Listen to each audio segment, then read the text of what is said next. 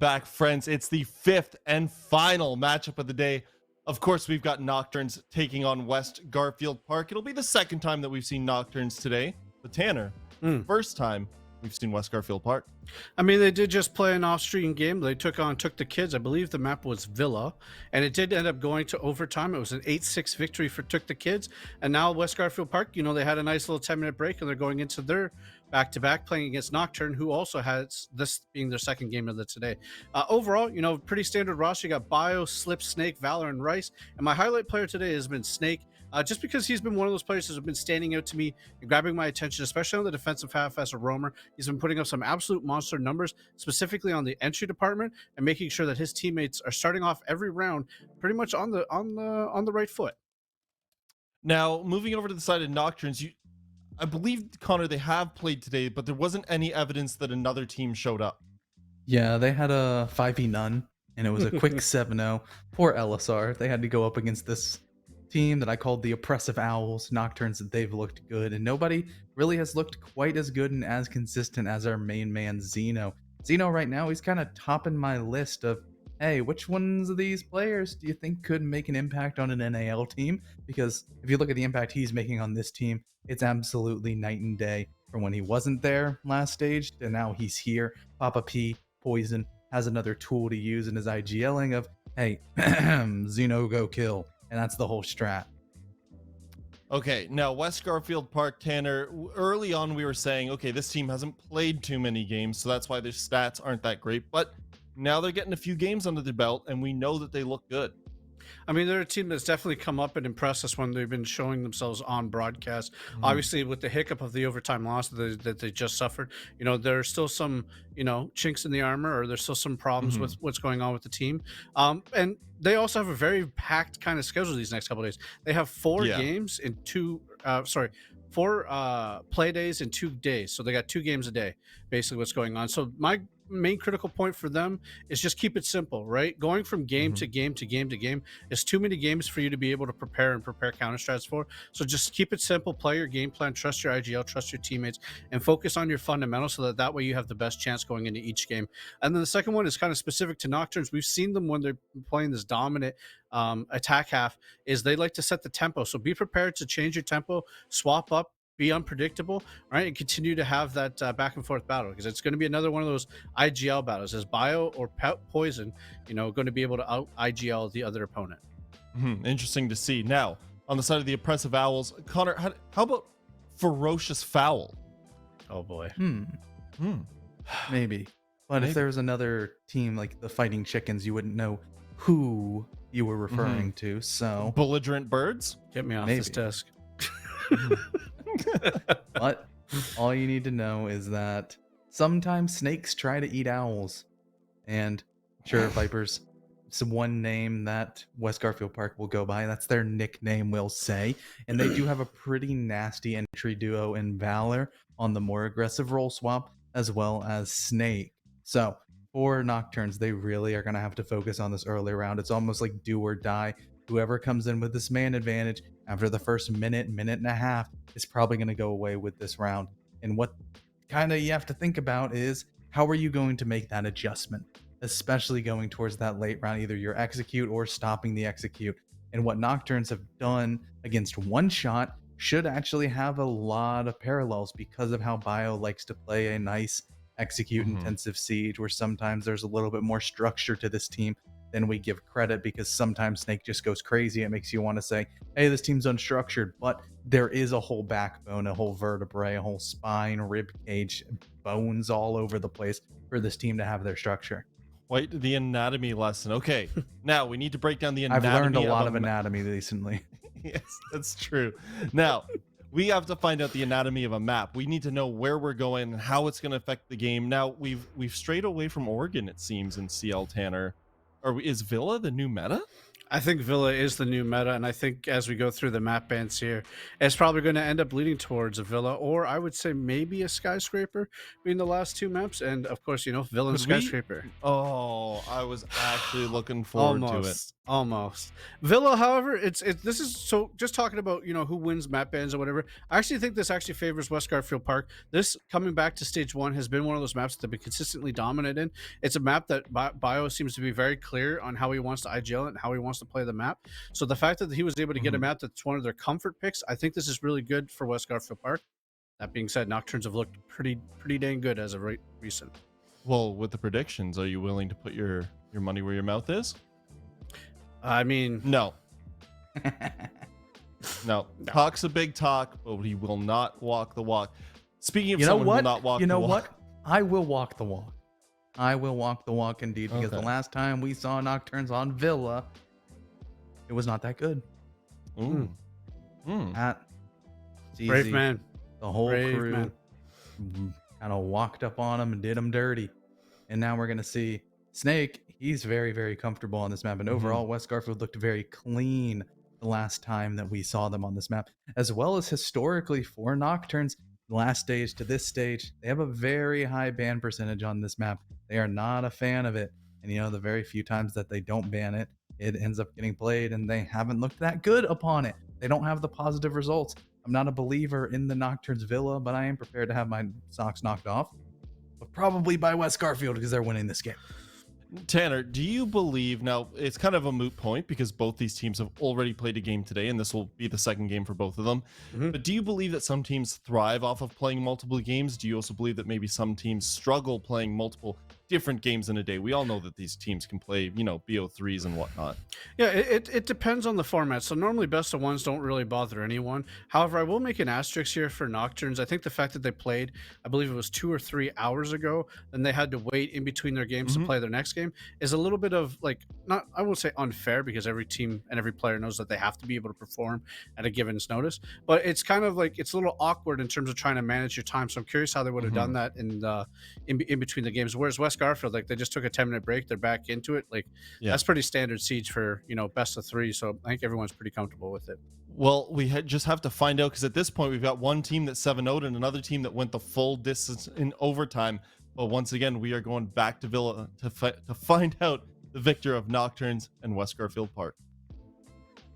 It's an interesting decision we have to make, because even if the map might seem like it favors West Garfield Park, one of these teams had a 7-0 and the other had a very close match, but a loss nonetheless. So I will say, John, I kind of want to switch my prediction to West Garfield Park, but Nocturnes did 7-0 a team today. If I troll Preston and change it again, will you be willing to change yours too? Kind of go down with the ship together?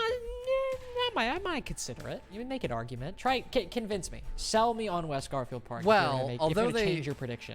All right. Well, although they lost to TTK a little while ago, I feel like overall, like we said on the desk, this is a map that kind of favors them a bit more. Thank you, Tango. I will stick to my vote. I will keep this one down. I will go down with the ship no matter what. I guess I'll be the captain of this this crew for right now. But they might be a little, I wouldn't say flustered. They probably completely calmed themselves after losing out that matchup against TTK. You kind of have to go into it with a brand new aspect. Probably a new map as well. But I did hear from one of the players that I believe was Slip who lost their power at one point. So they might be a little fueled up as well to try to get a nice win out against NKG. Might be a little, not really tying into it, I suppose. But I don't know. I got a good gut feeling on this, I suppose. And like Death said, this is a map that can be a little more favorable towards them. Nocturnes, they don't have a good track record on Villa.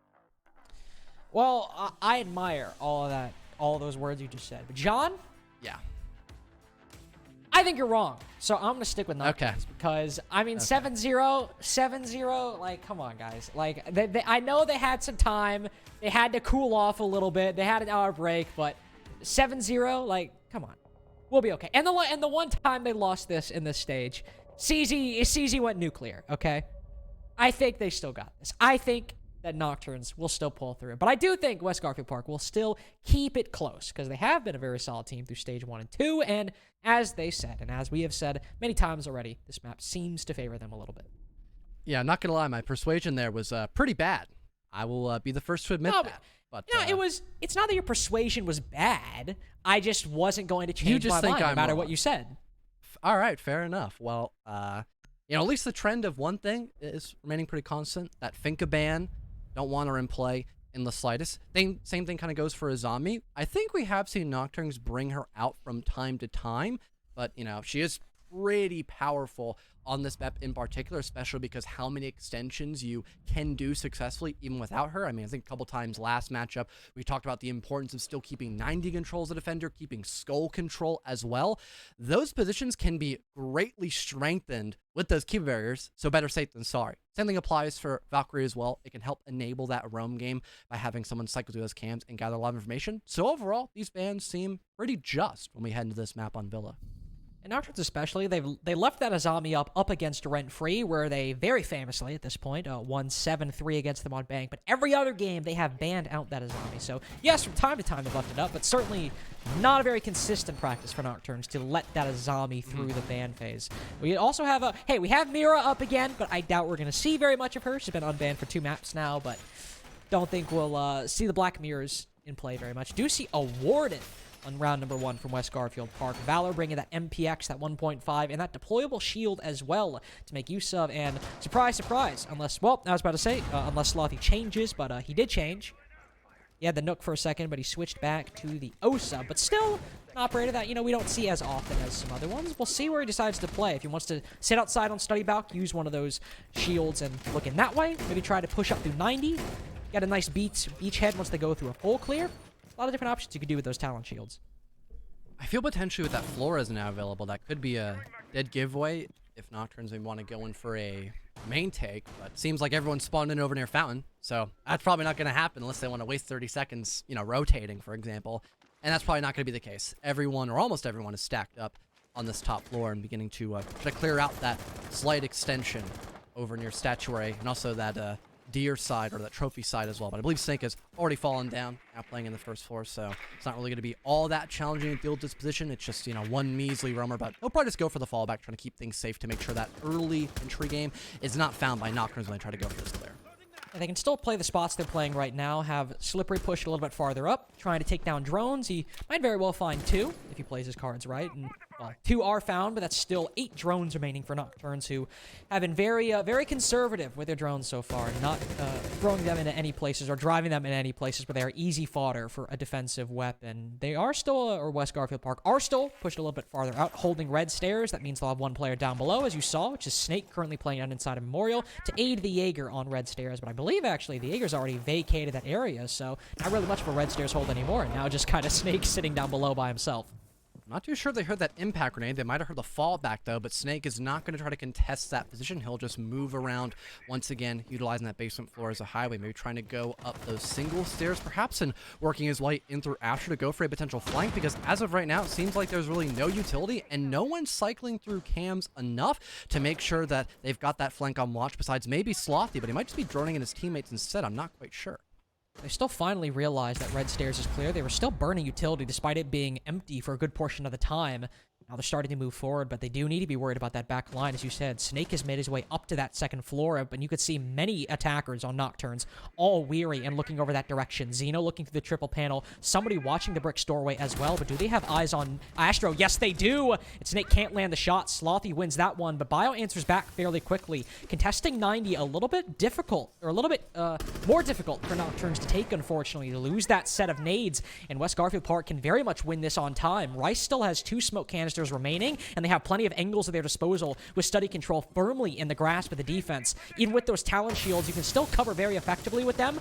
Not having Study in their control, a lot is riding on Poison. If he can get this kill, that might just be the deciding factor for Nocturnes in round number 1. Flashbang is going on in, but caught by Magnets and ADSs. Slip prone behind the desk, finally spots the Hibana, but loses more HP than he does damage to Poison. Another Flashbang goes on out. Poison still hasn't confirmed the kill. We're almost 10 seconds remaining, and West Garfield Park holding on by the skin of their teeth. Nocturnes finally take the advantage, but so much has been lost in time. Valor is able to turn around, cut down the player pushing up through books, gets a second for his troubles on the coverage, and with the bomb going down, but 0-0 in hand, West Garfield Park, especially thanks to Valor in the late round, pick up their first win. Not having anyone to help out Poison, whether that be through someone playing in main stairs or having another person on the main study balcony itself, it forced this very awkward dance between both the Jaeger and Hibana. And although nobody was directly watching anyone walking in through Skull doorway, you still had all this utility to slow down and outright shut down Nocturns they were trying to enter into the site. You had the Warden to try to negate some of those smokes if they were tossed out by the Osa. You also had players as well being stacked up over near bar to make sure no one could work their way in through 90. Really, all the pieces connected very well for West Garfield, and eventually Poison, although he did find that kill, the timer, it had been bled through far too much to really have any impact to get in the building properly. The information was still being called as the Jaeger had eventually died, so someone just ended up changing their position that they were holding to kill the Habana and then grant that 1 versus 1 with 0 seconds left, and Xeno just being stuck on that defuse with no other options. Now, the first defense successful to move to Trophy Statuary. No Warden this go around, but still many of the usual suspects that you would expect on a Trophy Statuary defense. Jaeger and Wamai that West Garfield Park have stuck to fairly religiously in the first 2 rounds. Frost to bring that shield, Smoke and a Mute to round things out. Not too shocking. A very versatile lineup that you can have some players playing aggressively off the site, like you have Slippery right now, just trying to find some drones before rotating back, or you can even play completely close to the chest. We're rotating very early on. This is a lineup that brings a lot of utility and brings a lot of flexibility with positioning. Nocturne's still opting to go in for the Osa selection here. Definitely a lot of nice couple of key spots to hold in. Didn't grant all that much though altogether, but maybe if the time management is cured a bit by Nocturnes, if they're a little faster on their clears, they could maybe have a bit more use out of those talent shields if they get them set up at a pretty decent time frame. And Nocturnes seems like they are trying to remedy some of those problems with a bit of sluggishness. They already have Lackey inside of the building and teammates trying to provide him as much information as they can. And on top of having someone walking up main stairs, they even have players stacked up on Slutty Balcony as well. Really a full team effort in trying to capture the southern portion of the map. 2 players from West Garfield Park, though, who could prove to be a thorn in their side if Nocturnes don't do their due diligence. Bio and Snake, both down below in the moment, around that first floor in that basement area. It's Slippery to be the first to exchange shots with the attack. Just fires a couple of bullets from that 416 over towards the statue doorway, or sorry, the games doorway, the aviator doorway. Doesn't find anything. Not really needing to. Just trying to cause some chaos, maybe find a drone. Quickly, he backs off. Nocturnes have moved up about as far as they can from this push over from the far side, but still have yet to find ground anywhere else. That talent shield might still be vulnerable to someone walking up Brella, though. Thankfully, that's a pretty loud audio call, and at this point, you might have someone at least just watching near that first floor. Yep, Doc is currently in that position, making sure nobody can work their way in through Memo, for example, and he'll probably hear someone on the back part of Red Stairs as well, if need be. The rest of Nocturne's still trying to set up and Poison, getting that pivotal spot across the map, playing near Master Balcony, just to once again diversify these positions that Nocturnes want to try to claim. Bio gets the first kill. Doc cut down again early on, like he was, or at least early on in the exchanges, like he was in round number 1. Nocturne struggling to start moving on in. The utility clear, fumbled a little bit. Some nades getting caught by magnets and ADSs, but finally they move on in. They get that talent shield and start putting the bomb down. There's still plenty of toxic canisters to do some little bit of damage before the post plant even comes close to being fulfilled. Rice has one more in his pocket, but Snake with no C4 after he used it earlier on is getting aggressive. Tags Slothy a little bit, but might have to rotate off. Now that Nocturne's in Noah's position, it's even a little bit more precarious now that a hole's opened up, but it might just be another angle that West Garfield Park can challenge Nocturne's attack in. Poison vaults on in, but loses a lot of HP to Bio and loses his life to Valor. They now have the angles they need to contest this position, but the talent shield remains alive. The impact misses, a major misplay. West Garfield Park, it doesn't even matter. All 4 kills they needed go their way as they take 2 in a row. And one small thing I loved by West Garfield Park that they did was having Bio just be so patient and just so chillax about allowing Poison to enter the building. That way he could establish an even safer crossfire. Once Poison hops in the window, he's pretty vulnerable as he has to either stick to his guns and potentially do it a crossfire or try to hop back out, which just makes him even more vulnerable. Confirming that kill on the master player made sure that they did not have to worry about that triple wall being opened up, as you normally only have one person pushing in from that avenue. And at that point, you can just solo look down someone trying to get that defuser stuck with the talent shield. And although the second impact grenade did in fact miss, you still had one toxic smoke saved up, and everyone's still piled up for West Garfield just to completely clobber them down and take another pretty successful round overall on their defensive side card. And so far, big performances from Valor and Bio in rounds number 1 and 2. Still very early on, still only 2 rounds in, but so far they've been the ones to break away from the pack and really get a lot of those kills in the late round as the attackers start pushing on in. Though with some help, especially from players like Rice with that utility for the third defensive site. Of course, we will have Kitchen and Dining, and we will see that Nook come out from Slothy again. Well, I was about to say, again, he might change it just like he's done a couple times, and sure enough, he will switch to the Gridlock, an operator we don't see too often, but not only useful for denying the flanks in the same vein as, say, a Nomad, but also useful for moving in, getting that bomb down, and throwing in some track stingers to make playing for retakes a lot more difficult. Nocturns overall, they have been trying to get this defuser down multiple rounds at this point, so having extra smokes to allow a little more coverage to be there definitely could go a long way. Really shocked that West Garfield didn't opt to maybe try to go for that warder perhaps, or even something different, but maybe they just didn't have enough room to try to bring out something such as that operator I had mentioned. But for the most part, seems like they haven't been fully challenged outside of this top floor just yet. Seems like for the most part, Nocturns want to try to work their way in through potentially the backside of Study, but a great run out and great timing by Slippery altogether to confirm that first entry. One of your main vertical players is already gone, and that could allow a lot more time to be used up on that top floor because of it. Doc has so far had a rough go of it. Rounds 2 and 3 was the opening pick, and he wasn't the opening pick in the first round, but he was the second one to die who promptly traded out Nocturne's opening pick. So Doc has fallen very early on in the batch of engagements. 2 players from West Garfield Park getting aggressives. Of course, we had Slip do it a little bit more successfully, and somebody else hop out of the bedroom window, but just fire some shots and then immediately rotate back on in. Nocturnes maybe hoping that somebody from West Garfield Park will rotate in front of them, as we have Lackey and Xeno pushed up to the trophy and statuary doorways, but right as they do that, Slip is ready and waiting. But he dies right before the flashbang even lands. Lackey able to make it a 4v4 and acquire that vertical control, but with Bio still alive, I imagine it'll be contested fairly soon. That coordination was solid by Nocturns, but Slippery maybe just wanting to waste more time altogether, not fully expecting to find a kill outright, probably allowing the rest of West Garfield to set back up on this middle floor to try to stop that vertical from going down. The first C4 missing in the hands of Bio, but he's still alive and well. He can feed tons of information to Valor and potentially Snake if they want to try to get aggressive and once again try to stop the skeleton key from opening up these valuable lines of sight in the next 70 seconds. Gotta rely on that C4 from Valor if you want to try to avoid just taking direct fights with these players on the top floor. If that C4 goes wide, it's dangerous. You want to try to go that way. Rice loses a lot of HP and another pivotal operator gone. Of course, we're talking about the C4s, but if you have those toxic canisters, you could deny this plant coming through from Nocturns, and as he just sprints forward, Valor had the one C4 to destroy that shield, not counting Snake's impact grenades, but with one in the basement, it was all up to Valor, and he just sprints into the shield, and seems to be a metaphor for West Garfield Park's retake overall. Well, that just didn't seem right. I think he was just trying to sprint to, as quickly as possible, close the gap, because sometimes you can kind of just have a really bad toss on those nitro cells, especially when you have a bunch of debris in front of you or that walling. But just trying to directly run at them when they can just see you through the talent shield, that was getting a little questionable. Maybe could have like hid behind touch, for example, but getting in too much in the nitty gritty. I'm really glad that we had Nocturne still fully commit to that top floor clear despite losing out on Doc, because again, they still had Buck alive, they can still get those power positions opened up, and because West Garfield missed a lot of that C4 potential and weren't able to accomplish all that much on the early roam game besides Slippery finding that entry kill, it was still a salvageable round for Nocturnes altogether. They hit this site pretty well together overall, once again trying to utilize those talent shields, but to a much greater effect because there was nothing there to deny it.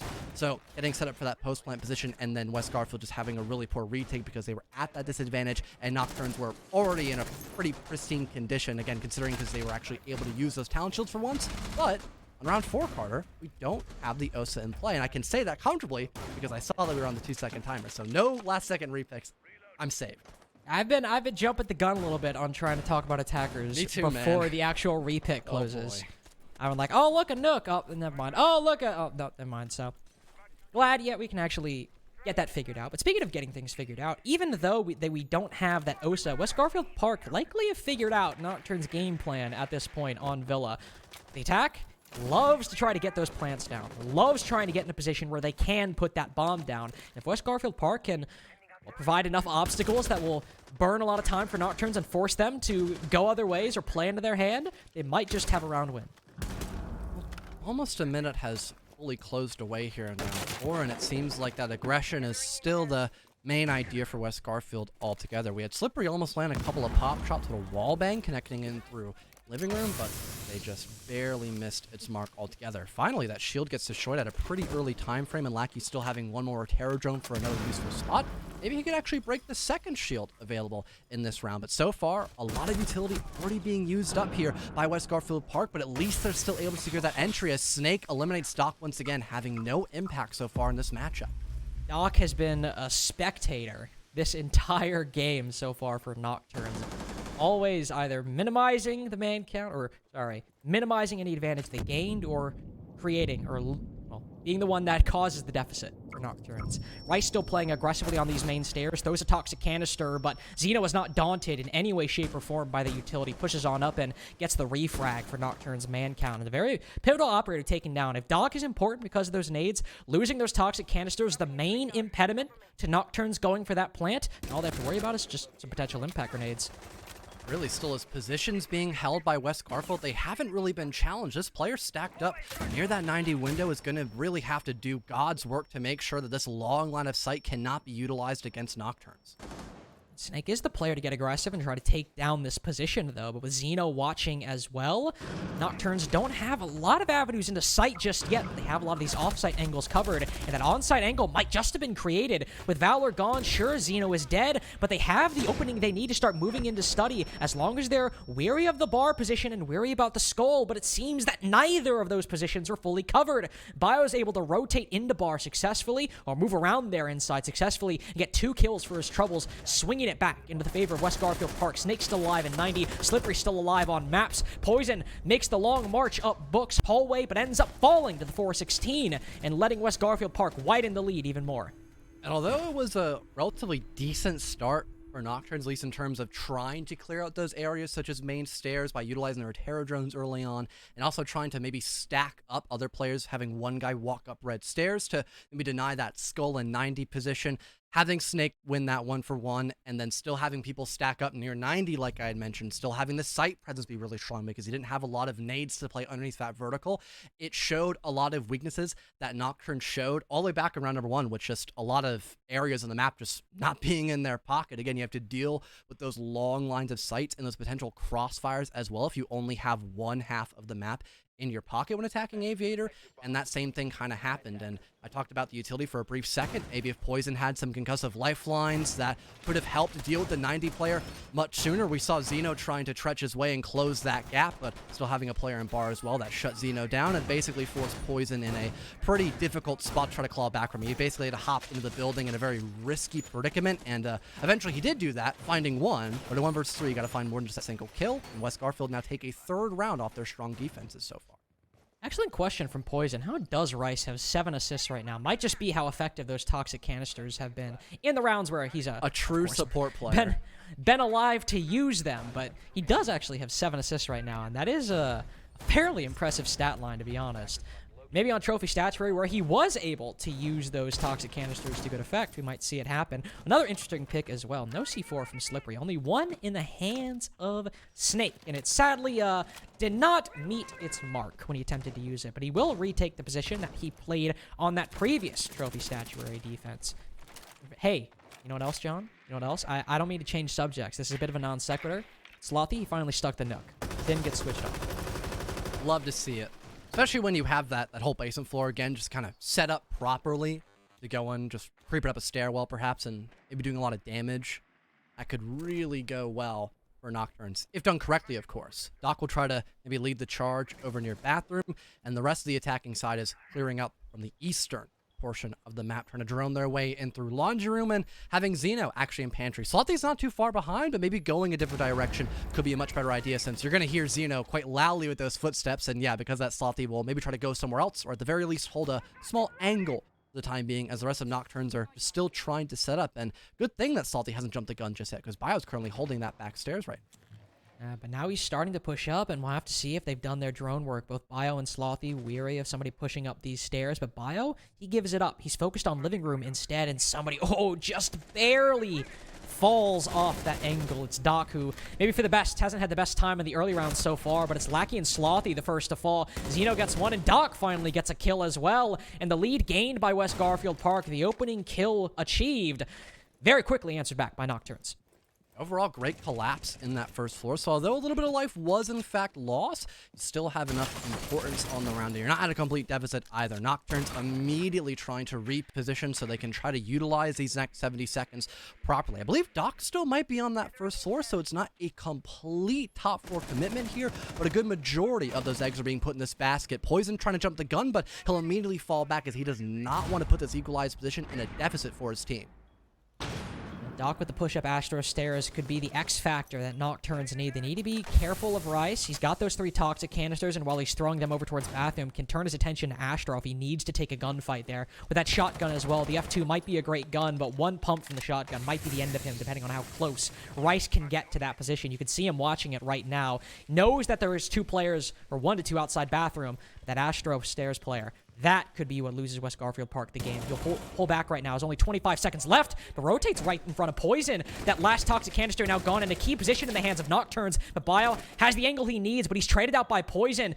Now, Valor the only one left. He sees a nice angle, gets a nice kill onto Xeno, just walks right into the 1.5. Poison has this deployable shield, has the cover he needs, but the impact goes wide. Valor doesn't know. It still scares Poison. That might be enough. Yes, it is in the end. Not aiming, head level. The crosshair placement gives Valor with the crosshair placement, gives his team their 4th round.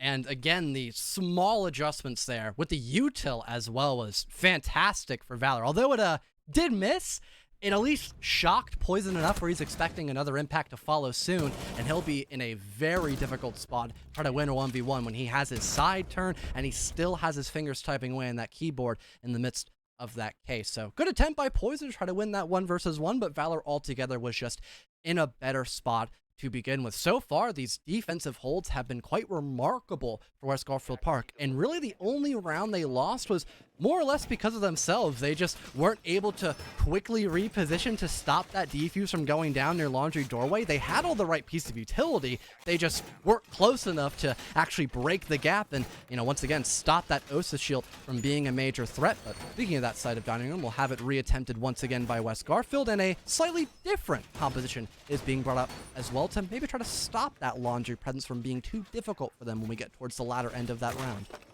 Yeah, if they're not careful at looking at or finding those EDDs, could be 50 HP that is suddenly lost in a moment where you needed it most. But don't want to...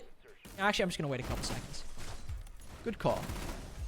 All right, so no Osa in play, and a Jackal in play as well, means that Nocturnes likely aren't going for that same execute that got them that first round. Likely going for a full clear, and could very well be incentivized to do it. Now they've taken down Valor early on. He was not off-site, but now one of those off-site players seems to fall as well. Valor and Slippery taken down in the first 30 seconds.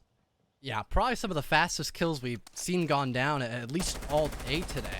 Already not a great start here for West Garfield, but there's definitely still a couple of chances for them to maybe bring this one back.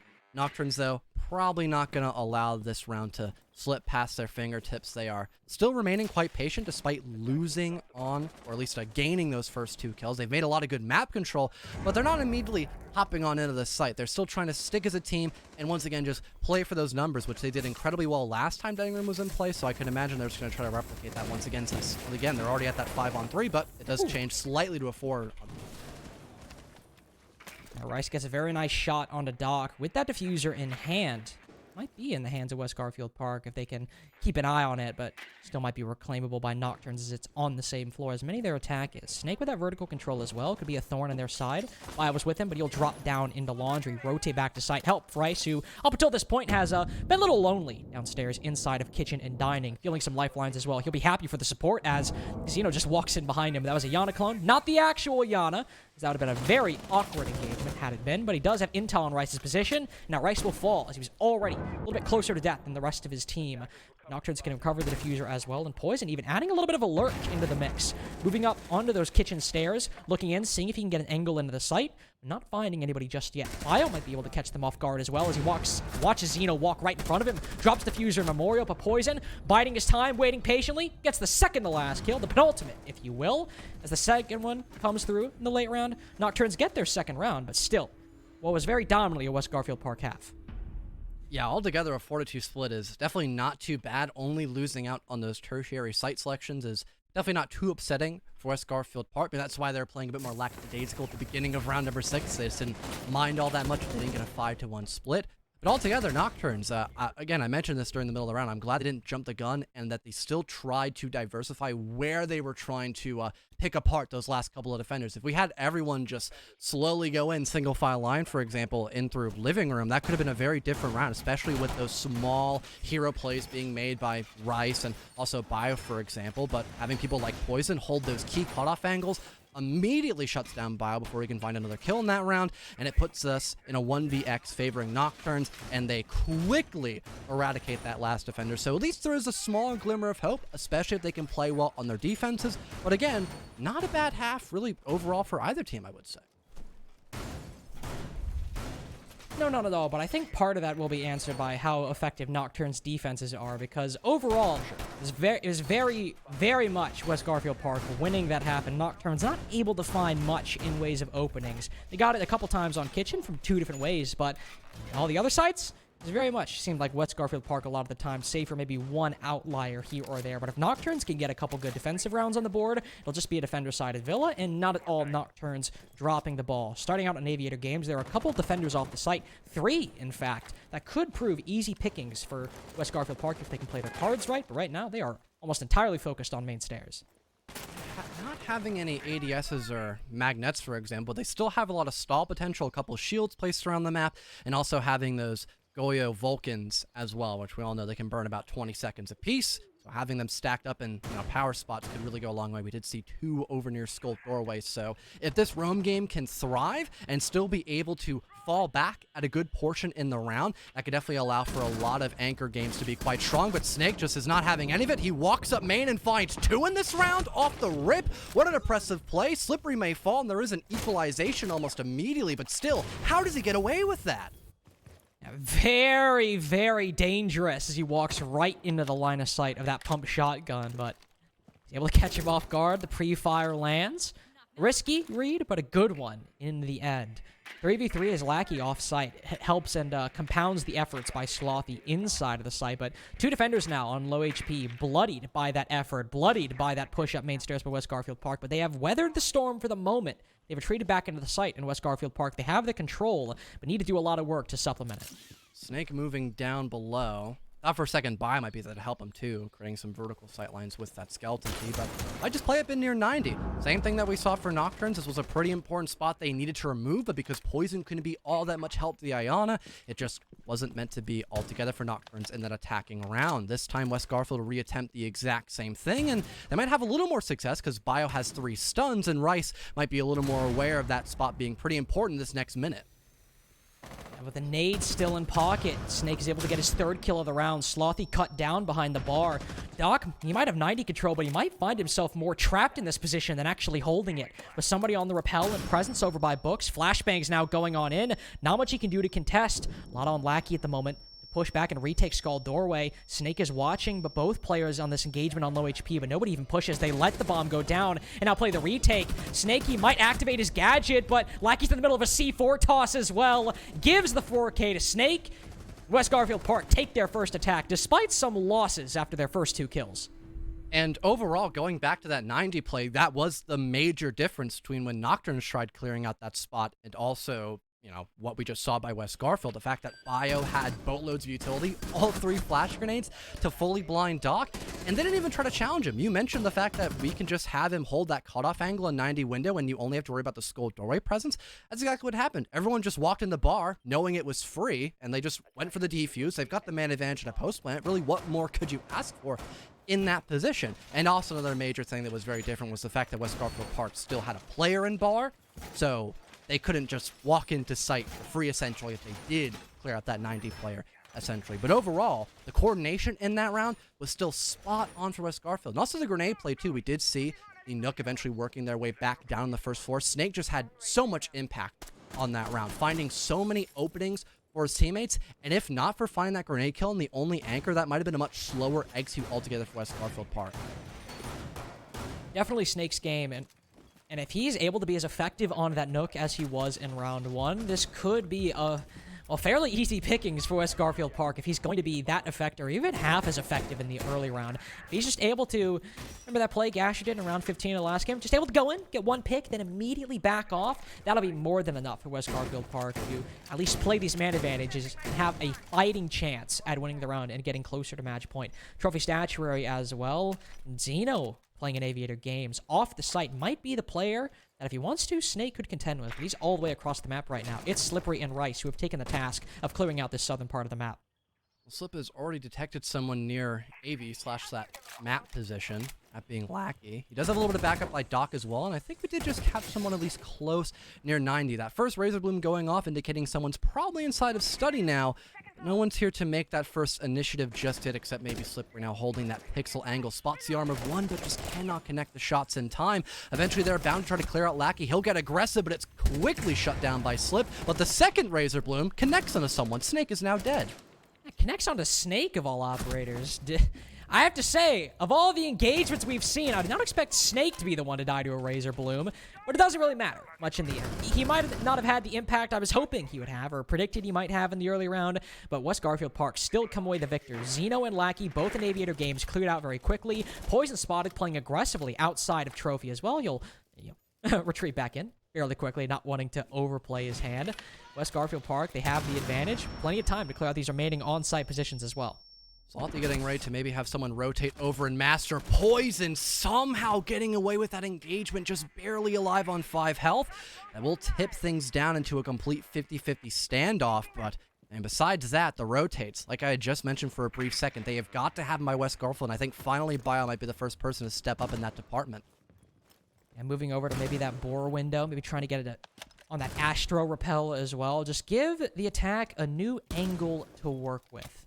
Able to make a position held by the defense a little bit more tricky. Astro be very good, very common, and well, right now, useful spot that the defense can rotate through with somebody on that repel. Not nearly as easy, and with Poison on 1 HP, if you break open that window, hey, maybe you even find a kill as well, but oh no, Bio flicks across. He finally sees him, but Doc swings out. A missed opportunity, and now West Garfield Park the worse for it as they move on in. Very tight pre-fire by Rice, just sees the edge of Slothy's head, and it's now back to winnable. Doc the only one left. He spots one, but there goes his opportunity. He's got to go for attempt number 2. It's successful. How about number 3? It's a 1v1 with Rice. But with 20 seconds left, he can play this a little bit slowly. No flashbangs, but the shot's all that he needs. Match point for West Garfield Park. Valor very excited, hoping to get this game over quickly after a lengthy one versus TTK earlier.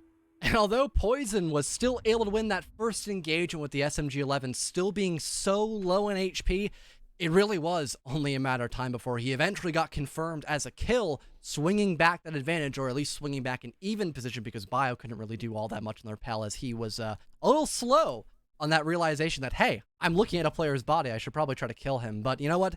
It happens, and it still caused a little bit of chaos. West Garfield still being in the right place at the right time to slow down those changes being made by Nokturns, having someone try to swing from Brick's door to make sure no one could go in through the statuary doorway, and also having someone just slowly creep their way in through boars. Once again, there were very little options left, and also the change-up made by West Garfield as well, trying to stack together and just try to go for those one-for-ones with consistent trades. It made a hell of a difference because Rice was able to at least just confirm a single one-for-one kill in that position and just barely outduel that last defender to now grant match point. This has been so far a great game for West Garfield, to say the least, Carter.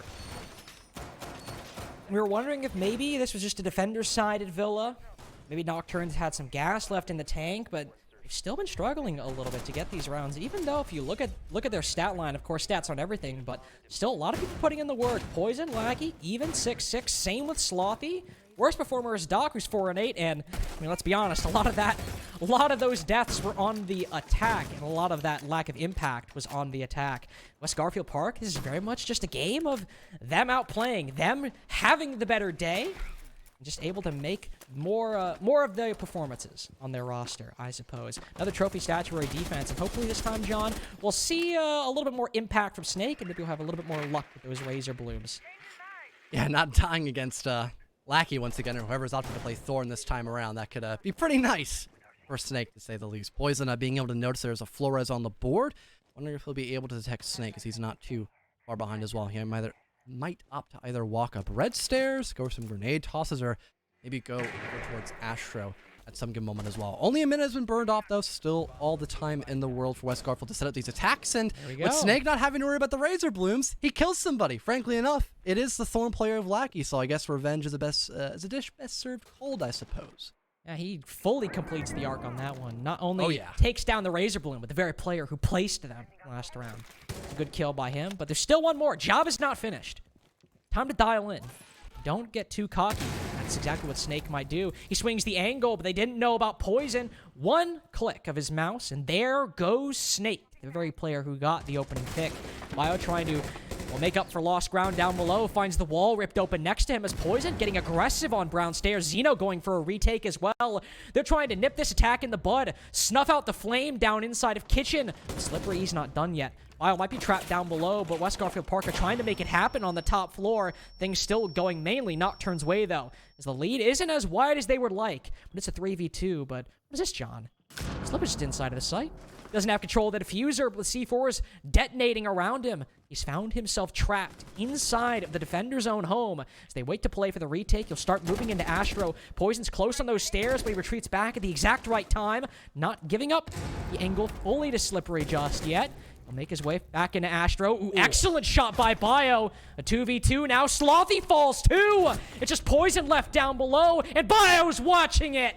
An 8-6 earlier to a 7-2 just a few minutes later. Hell of a shift by West Garfield Park. Great play by both Slippery and Bio, tagging up together and completely flipping the script on that round. I think once we had everyone kind of acknowledge, okay, there's two people off site. If we both group up together, we could probably kill that one anchor and maybe try to bait that defuse if we can recover it. That is all that West Garfield Park needed to win this matchup. 7-2, give them an inch, they will take a mile, and they most certainly did that on Villa. And although I did vote for them, you know, at the beginning, like in my original predictions, I did change for a second. I'm glad I went back, and you know what, Carter? I do apologize. I probably could have been a little more convincing on my argument. I know you sometimes like to gaslight me and be like, you know what, John, you're wrong. I think some of it had to do with me. I'll be honest. I kind of sucked at the beginning of that intro. Listen, okay? Listen, I admitted it was purely stubbornness. It was purely me being, stuck in my initial prediction. And you know what? I'm man enough to admit I was wrong. I was a doubter. Fair. I bought into, again, I would like this to be stated and underlined and bolded on the record. I bought into the 7-0 we saw a couple hours ago. But clearly, I should have believed in West Garfield Park on Villa. So, congratulations to them on their victory today. And that is our final game of the day. But it is not the end of this broadcast. We have the analyst desk to break down the final game of Playday 7.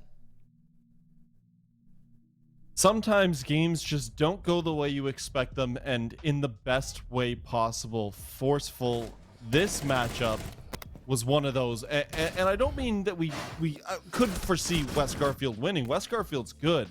It's just the way this all played out, given, I mean, Nocturne's earlier dominant victory, a bit surprising how this ended up. A bit surprising, yes, but I think one of the big key things to highlight from West Garfield is what a complete team effort we had today. It felt like every single round there was a different key member from West Garfield Park that was showing up in a big way, whether it was Valor's 1v2 clutch on the defensive half, the 4K round 7 for Snake, Rice showing up and getting a clutch on round 8, and then Bio and Slip coming up clutch in round 9. It just felt like it was a collective effort. Everyone was putting in the work to make sure that they were getting the picks, and they looked unstoppable. It looked like they always had an answer for whatever problem that Nocturnes put in front of them, and they put up a very impressive score line. One thing, Connor, that you brought up as we were watching this that I thought was very interesting was you noted, and this is before Snake ended up getting all the way up to 7 kills. It was back when he still only had 1 kill. You noted, despite that, when they were on defense, he was doing an amazing job at wasting a lot of time. Yeah, he might not have been playing the operator Thorn, but man, was he a thorn in the side of the Nocturnes attack, trying to pin down his location, just running all over the place. Whatever he wanted to be on, either the Malusi, some a little bit on Alibi. He was just being an absolute menace down. Wow. And especially, even though he was playing Nock, and you might see that there's a couple of other entry ops. Bio picked up a little bit of the Yana, as well as the Buck, which was his most played. He gets 4 entry engagements. All but one of those were on the the attacking side, where he was an absolute lurk menace.